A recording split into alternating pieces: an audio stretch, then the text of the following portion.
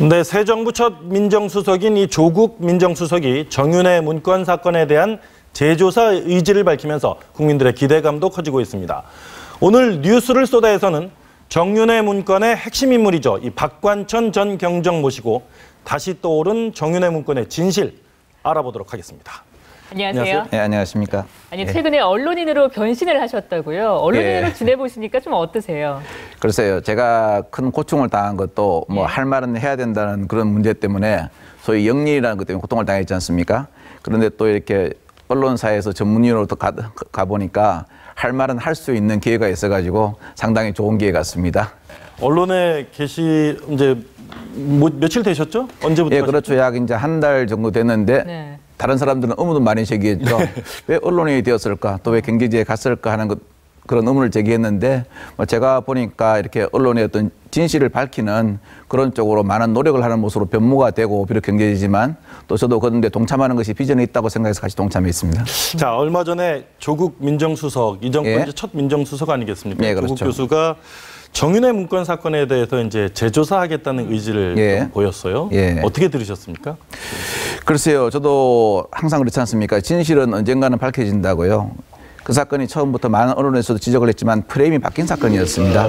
근데 또 조국 수석께서 그렇게 말씀하신 것은 우리 역사에 있어서는 원래 팩트와 저스티스, 즉 사실과 정의지 않습니까? 네. 그런 것이 이제 많이 규명되지 않겠나는 생각도 합니다. 왜냐하면 그 사건 자체는 네. 뭐 범죄 동기라든가 그다음에 뭐 고인의 유서에서 나온 민정의 회유라든가 여러 가지 의문점이 말끔하게 해석되지 않은 게 많거든요. 네. 그런 점이 이제 해소되지 않겠나는 그런 생각을 가집니다. 네, 네. 일각에서는 이미 많은 관련 자료가 대통령 기록관으로 넘어가서 예. 제대로 다시 수사하는데 좀 한계가 있지 않겠느냐 이런 예상도 하거든요. 어떻게 보세요? 그렇죠. 근데 그 관련 서류가 대통령 기록관으로 넘어갔다면은 대통령 기록물 관리법은 공개의 원칙입니다. 네. 특히 이제 비공개되는 대통령 기록물 관리법은 대통령 지정 기록물이라고 지정을 하게 되어 있는데 17조 1항에서 정하고 있는 그 지정 기록물의 지정 요건에 과연 이 정윤회 문건에 해당되는지에 대해서는 상당히 의문을 가집니다. 네. 그리고 또 이제 그때 제가 검찰 수사를 받으면서 알게 되었는데 네. 여러 가지 그 버전 문건이 그 내부 시스템상 네. 출력을 하게 되면은 복합 출력기라는 데 저장이 되어 있더라고요. 예. 거기서 출력을 해서 검찰에 협조를 했더라고요. 뭐 이런 점을 여러 가지를 하게 되면은 네. 진실 규명에 도움이 되지 않나 하는 그런 생각을 합니다. 자, 조사가 진행되면 우리 박 전 경장께서도 또 대상이 되실 텐데 어떠십니까? 예, 그렇지 않겠습니까? 근데 참 그 문건 자체가 제 인생에 많은 변화를 가져왔죠. 그리고 지금 제 개인적인 입장은 실은 기억하기도 싫은 그런 기억입니다. 하지만 어떤 진실 규명이라는 그 차원에서 또 국민들이 알 권리라는 차원에서 그것이 필요해진다면은 네. 제가 비록 현재 지금 공직자는 아니지만 국민의 한 사람으로서 제가 할 수 있는 부분은 협조를 해야 되지 않나 하는 그런 생각을 합니다.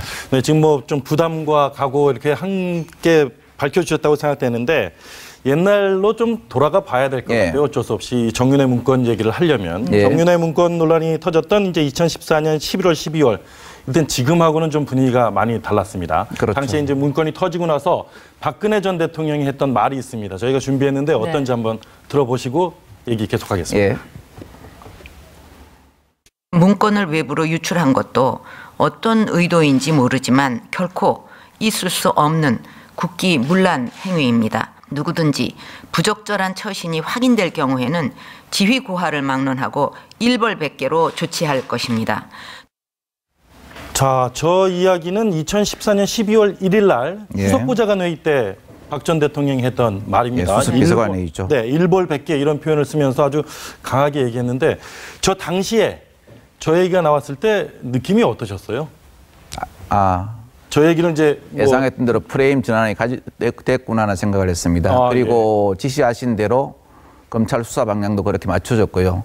또 그 당시에 프레임을 전환했다는 여러 가지 증거는 자꾸 하신 고 김영한 민정수석의 수첩에서 여러 가지 나타납니다. 네. 뭐 김기춘 전 실장께서는 그 수첩은 개인적인 생각을 쓴 것이다. 주관적인 생각을 쓴 것이다라고 그렇게 말씀도 하셨는데 저는 그게 동의하지 않습니다. 네. 거기서 계속 말씀하시는 걸 받아쓰기도 바쁜데 개인적인 생각할 틈이 가지고 계시는가 또 그분의 업무 스타일상 그렇게 하는가에 대해서도 많은 의문점을 제기하고 싶습니다. 네. 네. 사실 박 전 대통령 재판 오늘도 열리고 있는데요. 예. 이 재판을 바라보는 심경이 남다르실 것 같아요. 사실 정윤회 문건 당시에 진실이 밝혀졌어도 여기까지는 오지 않았을 텐데 지금 이런 이야기를 하는 분들이 많거든요. 참담하죠. 예. 저도 제가 누차 말씀드린 것처럼 그 부분을 끝까지 막지 못한 거에 대해서 예. 책임임을 통감하고 있습니다. 그런데 그 당시에 우리가 조금만 더 주의를 기울이고 그랬더라면 충분히 막을 수 있는 것인데, 그리고 이렇게 비참한 사태까지 안 온 것인데 이렇게 온 데에 대해서는 저도 상당히 회한이 있죠. 네. 지금 1심, 2심까지 진행이 예. 되셨죠? 지금 그 공무상 비밀 누설 혐의로 예. 재판이 진행되고 있는데 1심하고 2심하고 좀 반대되는 결론이 나오고 2심에서 그렇죠. 집행유예로 예. 지금 나오셨어요. 대법원 판결 기다리고 계시죠? 네, 그렇습니다. 지금 재판 임하는 마음은 어떠세요? 분위기가 좀 저는 그렇게 생각합니다. 뭐 사법부의 판단은 법원이든 헌재의 판단이든 그것이 자기의 개인적 양심과 좀 배치된다 하더라도 그건 따라야 됩니다. 네. 왜냐하면 공동사회를 유지하기 위한 가장 중요한 축이기 때문이죠. 그래서 저도 겸허한 마음으로 지금 이제 상고심을 기다리고 있습니다. 네. 그리고 큰 마음으로 문건에 대해서 이 뭐 소신 발언도 하시고 뭐 이랬다고 저희는 믿고 있습니다만 예. 지켜보는 가족들, 재판과 이 투옥 생활을 지켜보는 가족들은 좀 달랐을 것 같아요. 가족들 어땠습니까? 그렇죠. 그 부분이 지금도 가장 가슴 아픈 부분이죠. 왜냐하면은 제가 그 일을 당했을 때 저는 혼자 그렇게 생각했습니다. 왜 제가 이런 고통을 당해야 될까를 생각하면서 운명이다라는 그런 생각을 했었는데 그렇지 않은 가족들에게 가장 미안했죠. 그래서 당시에 제가 이런 말씀 드리면 그렇지만 언론의 시각도 많이 따가웠지 않습니까? 네. 그것을 지켜보는 가족들, 그다음에 가장을 잃어버린 가족들, 상당히 많이 가슴 아픈 부분이었죠. 네. 자, 지금 당시에는 지금 분위기가 많이 전환돼서 예. 문건에 대한 초점이 많이 맞춰지고 있는데 예. 당시에는 유출에 거의 초점이 맞춰져서 사건이 됐습니다. 당시 그렇죠. 수사에 가장 아쉬웠던 점 네. 어떤 부분을 꼽을 수 있을까요? 자, 뭐 문건의 내용에 대해서는 수사를 안 했다 그러니 거기에 대해서는 제가 더 이상 갑론을박하지 않겠습니다. 하지만 대통령께서 강력하게 지시하신 문건 유출에 대해서도 두 가지 가장 큰 의문점이 있습니다. 첫째는 제 서랍 속에 있는 문건을 한모경에 가져갔다 그럽니다. 네. 그런데 그걸 몰래 가져간 동기가 밝혀지지 않았습니다. 어떤 범죄든 범죄를 하게 되면 동기가 있지 않습니까? 네네. 밝혀지지 않았습니다. 네. 나중에 밝혀진 것을 보니까 정보를 하는 사람으로서 언젠간 필요해서 그것을 가져갔다고 이야기합니다. 마치 우리가 절도범한테 물건을 왜 훔쳤습니까 하니까 지금은 필요 없는데 언젠가는 돈이 쓸 일이 있어서 가져갔다. 네. 이렇게 밝히는 것과 마찬가지죠. 두 번째는 고인이 대신 참 운명을 달린 안타까운 분이 있는데 채모경의 유서에서도 있고 그 당사자도 민정의 회유를 받았다 그랬습니다. 네. 회유 크게 좋은 표현이 아니죠. 회유를 누가 했고 어떤 동기로 했느냐. 그리고 회유한 사람까지 나왔는데도 회유에 있어서 어떤 위법성이 있는가 없는가는 밝혀지지 않았습니다. 네. 이런 부분은 이제 차후 조사를 통해서 밝혀져야 되지 않나 하는 그런 생각을 합니다. 지금 이제 경찰에서도 그 말씀해 주신 최모 경위에 대한 어떤 사망 과정 이 부분에 그렇죠. 대해서 재수사하겠다 예. 이렇게 나오고 있습니다. 지금. 네. 예. 그럼 지금부터는 본격적으로 문건 내용에 대해서 이야기를 해보겠습니다. 정유대 문건 이것이 궁금하다. 자, 풀리지 않는 궁금증들 저희가 판넬로 정리해봤는데요. 첫 번째 내용부터 살펴보겠습니다. 자, 최순실 권력 1순위 이미 문건에 적시돼 있었다. 저희 궁금한 점 첫 번째가 바로 이 부분이거든요. 제가 그 문건 작성자로서 제 기억이 가장 예. 그렇겠죠.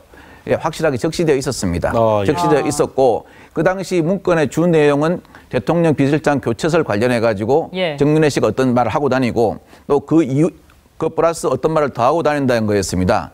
그런데 당시 정윤회 씨에 대한 그 보고는 12월 초에 이미 한번 된 사실이 있기 때문에 예. 이번 기회에 제 생각은 최순실 씨가 문제를 많이 있으니까 그 문제에 대해서 보고를 해야 된다는 생각을 했습니다. 그래서 예. 분명히 포함을 시켰었죠. 그런데 이제 버전을 옮겨가면서 톤 다운된 거죠. 톤 다운이 됐습니까? 빠졌습니까? 아예 없어졌습니까?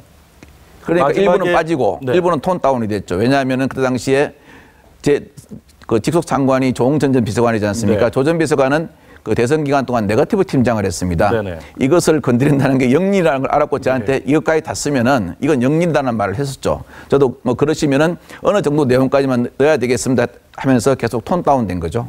자, 이와 관련해서 당시에 이 정윤회 씨가 검찰 조사를 위해서 출동하면서 한 말이 있습니다. 네. 한번 들어보겠습니다. 이번 논란의 핵심 당사자이신데 심경이 어떻습니까? 사실이 아니기 때문에 고소를 했습니다. 이런 엄청난 불장난을 누가 했는지 또 그 불장난을 춤춘 사람들이 누군지 다 밝혀지리라고 생각합니다. 국정 운영 개입과 문체부 인사 개입 의혹설이 있는데 어떤 입장이십니까? 사실이 아니라고 말씀드렸습니다. 그 최근에 박근혜 대통령과 접촉한 사실이 있나요? 없습니다. 자, 당시에 검찰 출두하면서 저런 모습이었는데 예. 검찰 조사 과정에서 대면 조사도 서로 하셨죠? 그렇습니다. 무슨 얘기들을 주고받으셨어요? 그 당시에 뭐 저하고 대면 조사할 때는 정윤회 씨가 와 있었고 네.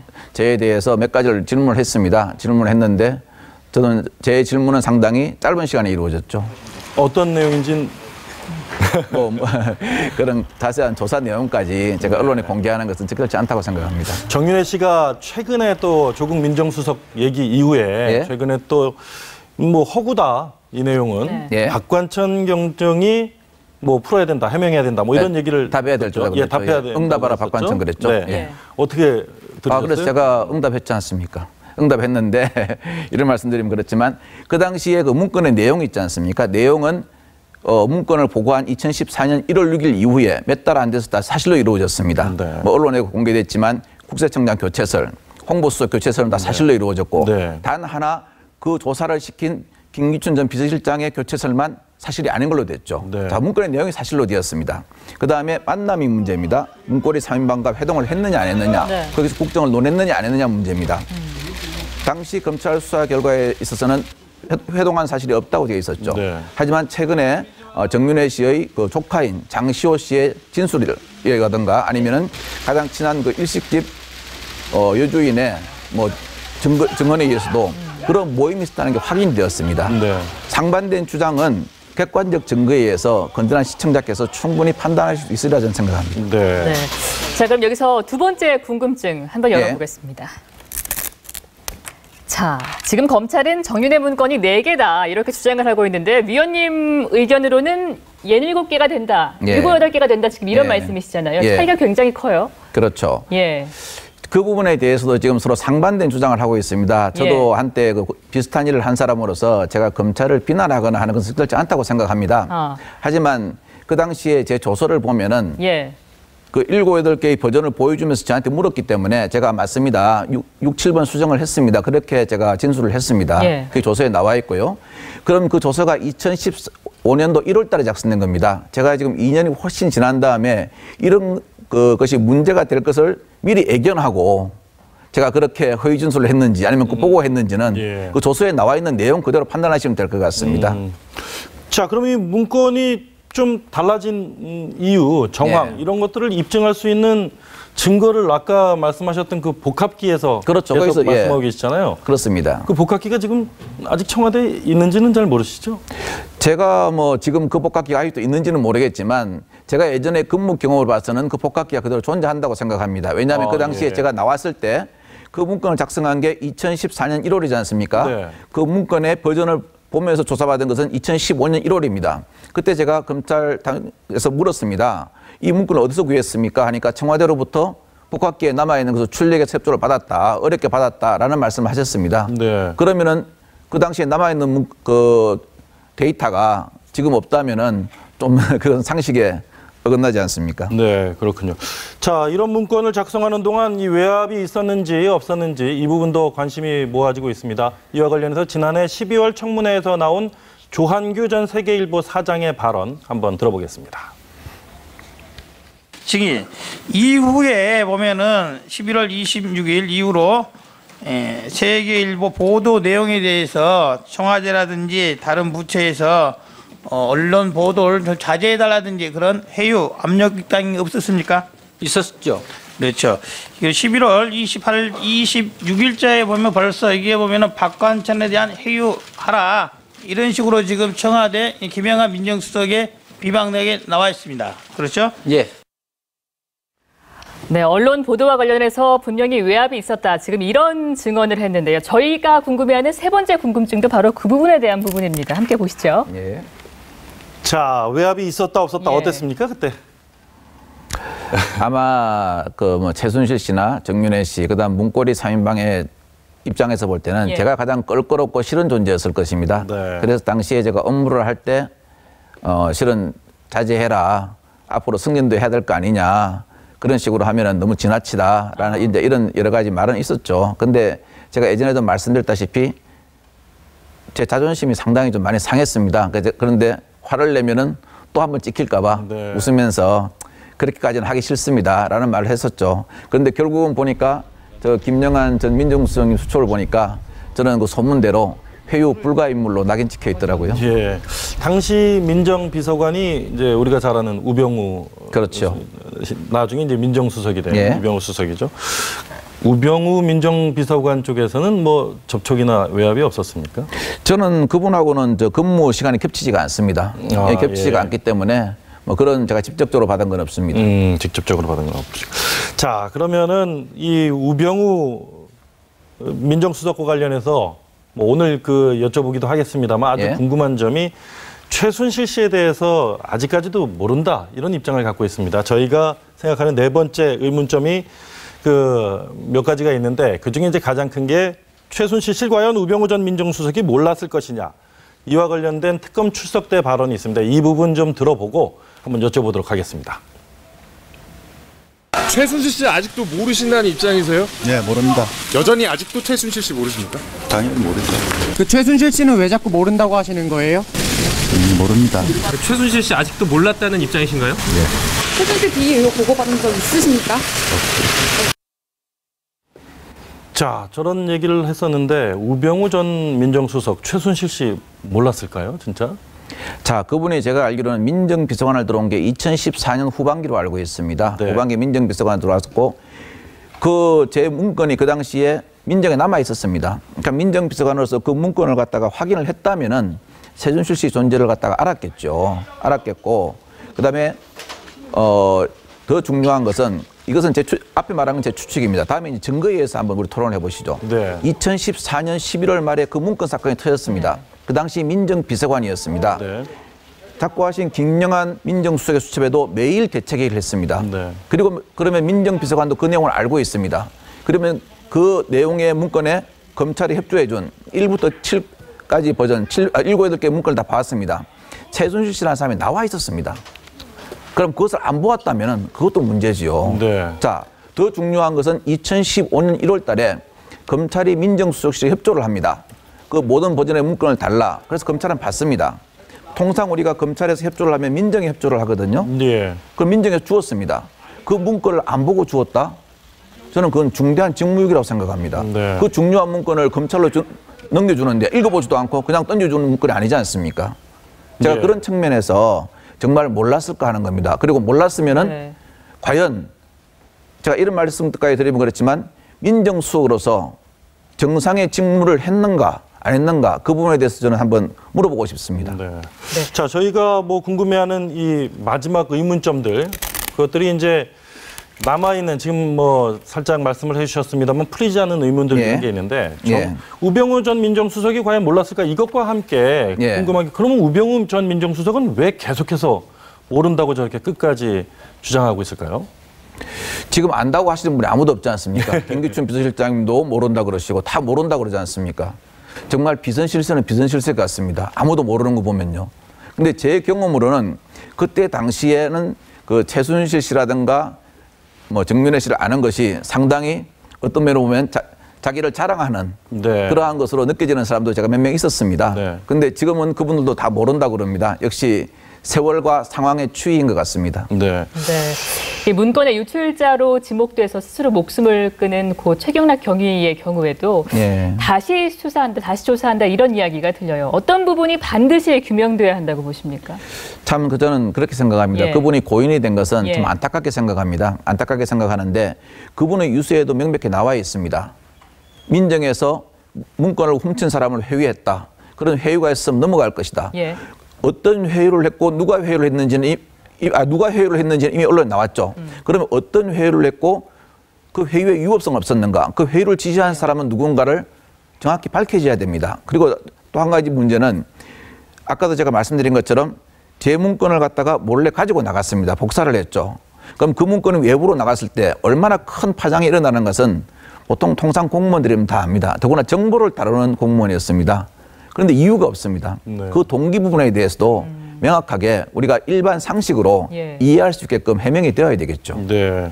자, 뭐 아까 다른 패널들과의 얘기 속에서도 잠깐 있었습니다만 최순실 씨의 딸 정유라 씨가 이제 내일 모레 귀국을 한다고 예. 합니다. 예. 최순실 씨의 딸 정유라 씨가 들어오면 추가로 밝혀질 만한 대목들 어떤 부분들이 좀 있을 거라고 생각하시는지요? 글쎄 제가 수사를 하는 입장이 아니기 때문에 정확히 이제 규명할 수는 없겠습니다만 저는 일단 한 3가지 정도 의혹이 있다고 봅니다. 네. 첫째는 뇌물죄 관련해서 공범 여부입니다. 네. 예, 그 부분에 대해서 이제 수사를 하는데 정유라 씨가 그 덴마크에서 진술한 걸 보면 나는 아무것도 모른다. 엄마가 다 했다. 이런 식으로 이제 미룰 수가 있겠죠. 네.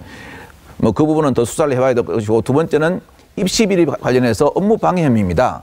업무 방해 혐의인데 본인은 몰랐다고 하지만 몰랐을 수가 저는 없다고 생각합니다. 왜냐하면 본인이 리포트를 제출했고 그다음에 중국에 그 발표가 있을 때 갔었고 그럼 본인이 이대의 학적을 두고 있었다는 정도는 알았을 거지 않습니까? 네. 그래서 그 부분이 과연 몰랐을까? 우리가 상식적으로 판단해 봤을 때도 그게 성립될 수 있을까 하는 것입니다. 그리고 한 3번째는 특정 경제범죄 가중처벌법상에 보면은 재산 해외 도피에 대해서는 엄중하게 처벌하고 있습니다. 특히 5억 이상일 경우는 이것이 5년 이상의 징역이죠. 그다음에 50억 이상일 경우는 10년 이상이나 무기징역이고요.